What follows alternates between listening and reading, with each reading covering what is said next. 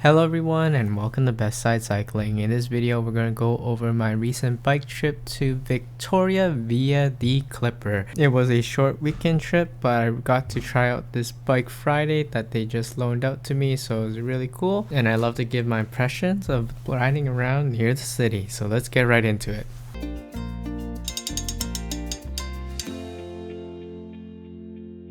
So the first thing we had to do was unpack the bike Friday. So it all fits really neatly in this Samsonite case, wheels, panniers, and everything. And when they are normally built, they're custom fit, but they just sort of had an extra model that sort of was around my size.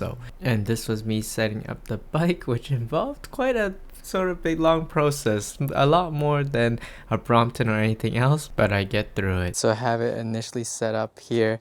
There still needs to be the fender and the racks on it and everything, but this is a purple New World Tourist, and then it's got a 2x11 or 2x9 drivetrain, rim brakes, and yeah, let's give it a bit of a test ride and see how it goes. And my main impression was that it was very stable. I'm in a very upright position from just how this bike was given to me. But I would say that the thing that stood out the most to me was that when I loaded this bike all the way to 60 pounds total, including the bare bike, which probably was around like 30 pounds, it just felt just as normal. I mean, it was slower, but it just felt so stable and capable, and the brakes worked super well. So with that, we'll get into the real adventure. Alright, it's about 6 in the morning. We're headed to the Clipper Ferry. The journey begins. I am completely soaked. I'm about to go check in and we're going to see if I'm going to need to take these bags off or how this is going to work. But we're going to go in. Thank you. There you go. Yeah. Great, thanks.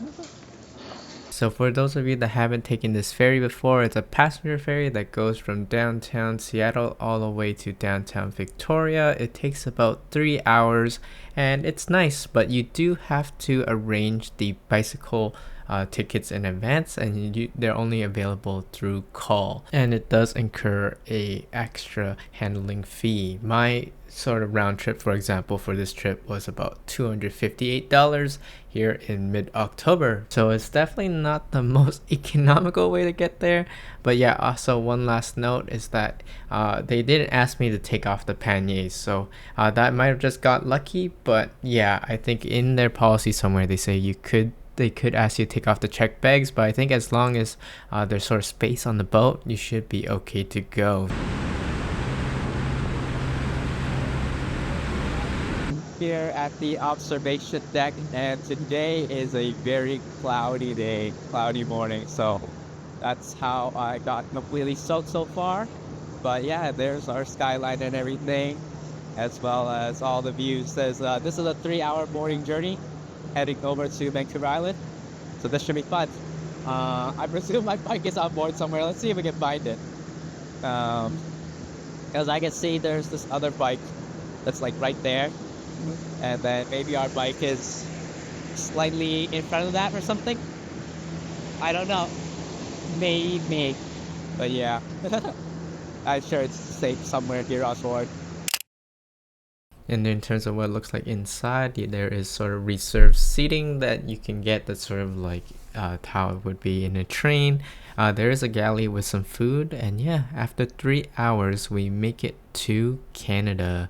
So it turned out to be much nicer weather with a surprising amount of people, because I think this was the day right after the Blue Jays game against the Mariners, and after a while you'll get to this point where you'll see your bicycle there waiting for you. So you just take it in and then you go to customs with it. It's pretty straightforward. I am Canadian, so I am welcome back home, and my main objective this trip was actually just to hang out with my friend here. So we went out riding for like the most of a day and a half or so, but the weather actually ended up being quite rainy, so the riding is going to be a little bit scattered. But today we got to explore quite a lot of different places, and I just want to just highlight them and talk about my overall impressions. So starting with the sort of downtown area, which is admittedly pretty small, but is super well covered with actually protected cycle tracks. So it's really neat. I know there's been a lot of urbanist videos recently talking about Victoria and how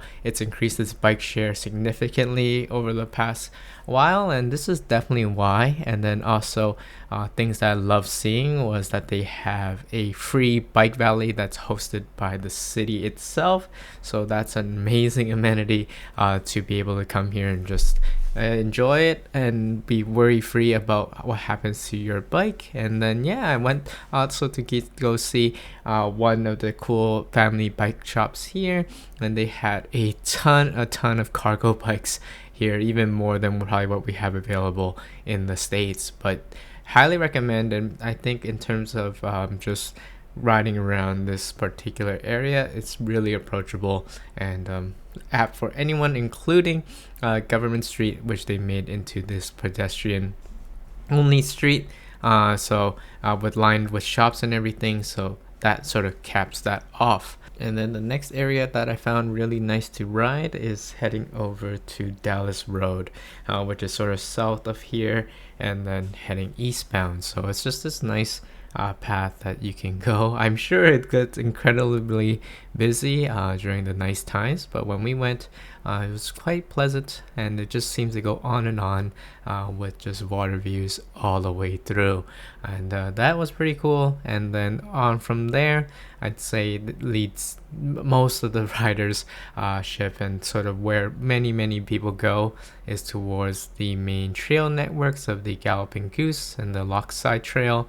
So going back, you'll have to exit the city heading westbound, and then you're gonna see probably what I think is the biggest drawbridge I've ever seen, and probably one of the nicest in terms of how it supports cycling, with both sort of lanes on the bridge itself as well as on the side. You can clearly see how nice it is, and it makes me so jealous compared to our bridges in Seattle. But from here, I have this zoomed up, and I'm gonna have it just play through and go all the way towards that main intersection between the two different trails. So this is sort of, I think, the main path basically everyone uses to get in and out of the city if they're coming from the north or the west. And you can just see just how many people are out using this. This used to be, I think, just a painted bike lane, so nice to see that they have some actual protection. And this has led to a ridership of, I think I saw somewhere, 3.8 million per year for a city that's not really that busy. So definitely really cool. And then don't miss this turn here that brings you formally onto the Galloping Goose Trail, which I believe runs for about 55 kilometers. I did not ride all of it this day, but it just keeps going west and then turns into light gravel and connects into a lot of different routes. But it's really interesting for me here to showcase this section, because this is definitely just used by everyone, and just shows just how nice it is. And if you've been enjoying this video so far, don't forget to roll the like button, subscribe. I have a ton of footage of me riding around other Canadian cities, so I really want to get them out. So definitely keep giving that push and ring that bell icon too, as we're now riding over this Selkirk Trestle. It's really nice looking over to the east and the west, just of all the views. These wooden bridges are pretty common in Vancouver Island, I noticed, so that's the other fun quirk around riding here. They're a little bumpy, but I'm not so bad, but I found that also interesting and wonder how those are in the wet. And then I also saw, I think that they're going to be investing in some improvements near this area in an article or something. I'll pull it up here, potentially widening it and all, because it is a very busy corridor mixed with walkers, commuters, cyclists of all sorts.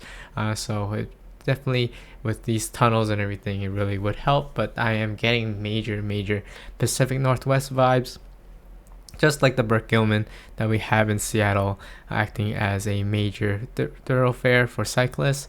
I can see how this will do the same with the same type of crossings that need to be done. But hopefully if you come on this trip, you most likely will be riding this exact same path to get onto those longer trails as I've been talking about, which we're soon approaching to the end of. And then the other fun thing I found here riding in Vancouver Island is that a lot of these cycling signs that we're passing by, they're all been sort of like miniaturized. We do that a little bit in Seattle too, but I've just noticed a lot more signage being that sort of smaller size designed for cyclists. So like this one right here. So that was all pretty interesting to me. So with this final climb heading over this bridge onto the other side, we approach the main fork in the road in the two trails that you can ride on, which is the Galloping Goose or the Lochside Trail.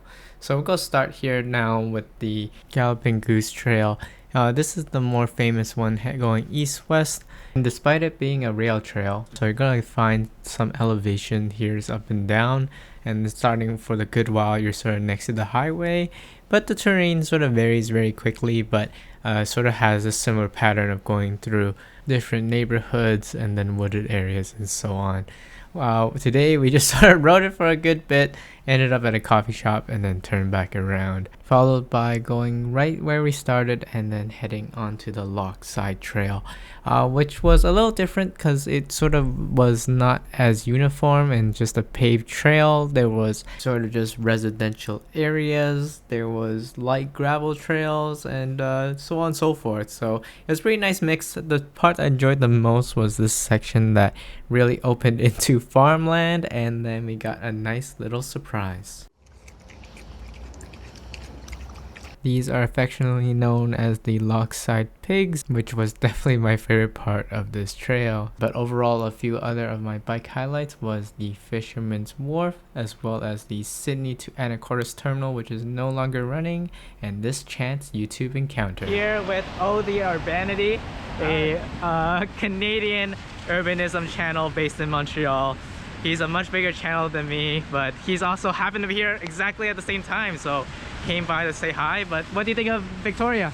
I've been pretty impressed, honestly. Haven't explored that much so far. I want to get out of the core, but for the stuff we've seen, it's quite good for cycling, and they have pretty impressive cycling numbers for commuting and for bike counters, so yeah, cool. Definitely noticed that too. But yeah, just a little chat.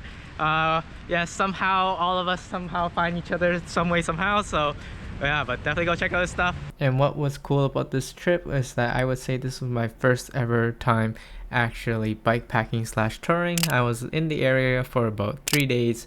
I've never just taken all my stuff and try to live off it, so huge thanks to Bike Friday, who's based in Eugene, Oregon, for lending me this bicycle and trying it all out. I think my impressions still hold very true from the start. It really did handle itself really well, even with all the added weight. I wasn't going extremely fast or anything, but it handled just as confidently it did as without all that sort of panniers and stuff, as well as I'd say it has the added benefactor of being able to sort of fold up, disassemble a little bit, and then get you rolling and put it into something like a car, or when you just need it to be that much more compact. But let me know in the comments below if you have any more questions about the bike or the trip. I would love to answer them, but that pretty much sums it up. So I'll see you all in the next video.